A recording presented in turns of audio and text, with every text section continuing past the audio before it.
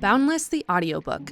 Articles and blog posts from Boundless.org, presented to you in audio form. How to Set Physical Boundaries When Dating by Amber Ginter. The question is not how close can I get to the line without crossing it, but how can I honor Jesus in this relationship? I met my husband Ben on a missions trip. I sensed that he liked me, but tried to ignore his attention because I was focused on the trip. After we got back, Ben asked if he could come over. We revisited our experience overseas and shared photos.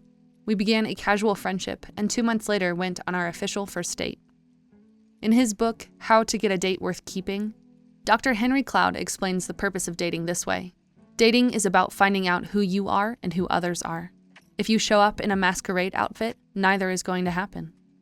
That is what Ben and I aimed to do. Get to know each other. Navigating the confusing, beautiful, and magical season of dating had its highs and lows. There were many learning curves, disagreements, and tears. But it was a season that well equipped us for the future. Ben and I both became Christians at a young age. Faith was central to our dating relationship, and we wanted to honor God in every aspect of our relationship, including the physical. However, the lines between godly and sinful behaviors weren't always clear-cut. We call these gray areas. Gray areas are actions and circumstances that Scripture doesn't specifically speak to. Some people believe they are unwise or even harmful, while others don't. Examples could include kissing before marriage, spending time together after dark, hanging out behind closed doors. When you throw hormones, romance, and another attractive but sinful human into the mix of these morally gray areas, pain, confusion, and angst often arise. Looking back, I hadn't thought or prayed much about setting boundaries in dating. I didn't seek to explore or understand these gray areas. I wish I had. The first step to setting boundaries is defining them. What are boundaries? Like morally gray areas, boundaries are often ambiguous. Everyone has an opinion about them. Practically speaking, here are a few helpful characteristics of what boundaries are and aren't. Boundaries are guidelines for helping you reject sinful attitudes and behavior, intended to help you honor God in your relationship, specific, measurable, achievable, relevant, time-bound, SMART goals between you and your partner, realistic and appropriate for your specific season and situation. Boundaries are not legal contracts that suck the fun out of dating, legalistic ways of manipulating your relationship, concrete walls that can never be adapted once you set them. Boundaries are ever evolving. This isn't a one-and-done conversation you can tuck in your pocket and move on from. Boundaries must be discussed and reviewed as you and your partner grow and mature. What do boundaries look like? When Ben and I first started dating, we made simple boundaries. No hanging out in dark rooms after 10 p.m., no kissing until marriage, doing dates in public places if we're feeling tempted. Once we were engaged, we added some additional boundaries. You'd be surprised how much temptation increases on your way to the altar. Things like hugs, forehead kisses, because we weren't kissing on the lips, and cuddles were no longer merely cute affections, but sexual turn-ons. Some extra boundaries included hugging in public, not private, limiting forehead kisses to a few seconds, cuddling only in group spaces like a living room or game room with others present. As with any relationship, evaluating where your and your partner's hearts are regarding these boundaries is important. The question is not, how close can I get to the line without crossing it, but how can I honor Jesus in this relationship? Our standard should be Jesus' example, not the world's. Confused about where to start? Here are 3 tips to help you set boundaries before marriage, minimizing heartbreak and indecision later. Number 1, don't wait to make a game plan.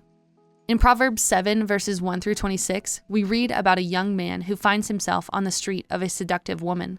The Amplified Bible translation provides this description.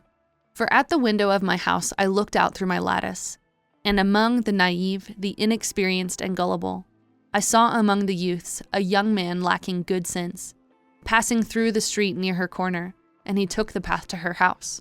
Proverbs 7, verses 6 through 8 in the Amplified Version. The young man in this proverb could have taken a different path home, but was enticed by the woman's flattery, and because he had already gone down that road, with her many persuasions she caused him to yield. With her flattering lips, she seduced him. Suddenly he went after her, as an ox goes to the slaughter, not knowing the outcome, or as one in stocks going to the correction, to be given to a fool. Proverbs 7, verses 21 through 22 in the Amplified Version. It's hard to fight temptation when you've already crossed the line. If you want to set protective boundaries while dating, it's crucial to do this before things get hot and heavy, before you're enticed by what looks appealing and feels good. Hebrews 11 verse 25 and Proverbs 14 verse 12. Let's look at an example. Blue and Alice have dated 2 months. They're solid Christians who pray, attend church, and study the scriptures. They've held hands and kissed a couple of times. However, they had an intense makeout session in Blue's car on their last date. They're uncertain how far things would have gone if it weren't for Alice's phone interrupting them. Blue and Alice could have prevented this encounter by setting boundaries when they first started dating. Clearly, time alone in a parked car isn't a good idea for them. It's probably not a good idea for most dating couples. I'm not saying to discuss boundaries on the first date or decide right now if you'll marry this person. There's a purpose for every season. But I'm saying that boundaries are important. They are agreed upon terms you and your significant other create and adhere to before temptation starts knocking. I'd also highly recommend getting accountability in your boundaries. Tell a trusted mentor couple from your church about your commitment and ask them to check in with you and hold you accountable to the parameters you've established. This is wisdom, pure and simple. Number 2, be honest and clear. When Ben and I first met, I wanted to save my first kiss for marriage. Kissing before marriage isn't a sin, but to me, it was sacred. In Leviticus 10 verse 10, God tells us to separate what's common from what is sacred. Though this Old Testament verse references ceremonial cleanliness, the same applies to pursuing purity in our relationships today. Trusting God with intimate and holy things creates deeper joy, love, passion, and fulfillment. But it's only possible if we're honest. Having clear boundaries requires us to stay within the lines God has given us in His Word. But it is always for our good. John Piper phrases Psalm 16 verse 6 this way: "The lines have fallen for me in pleasures. I have a beautiful inheritance." Lasting pleasure and fulfillment with our significant other only happens when we remain within these boundary lines. As with the gray spaces, determining what's sacred may differ for your relationship and is between you and God. But there is a special kind of beauty in maintaining integrity through clear boundaries. A few months into dating, Ben and I broke up. He wasn't being himself, and I couldn't decide how I felt about him. 3 months later, the Lord led us back together. I was open to kissing this time, but now Ben wanted to wait. In an honest confession, he told me not kissing would help him sexually. He was easily tempted by a history of pornography addiction and wanted to protect us. This was a challenging conversation. Nothing was easy about not kissing during our dating season, but the wait was worth it because we honored God with all we had, physically, spiritually, emotionally, and relationally. In this case, restraining intimacy, even kissing, was the best way to honor Ben, God, and our relationship. Giving in to my desires would have been selfish and compromised our purity. By abstaining from kissing, we built our relationship on foundational friendship. We protected our purity and carried out a boundary we'd agreed to keep. Number 3, date with purpose. The other day, I was listening to Sadie Robertson's Whoa, That's Good podcast on a messy conversation about sex and marriage. In this episode, they gave an illustration highlighting the purpose of reserving sex for marriage. Imagine it this way.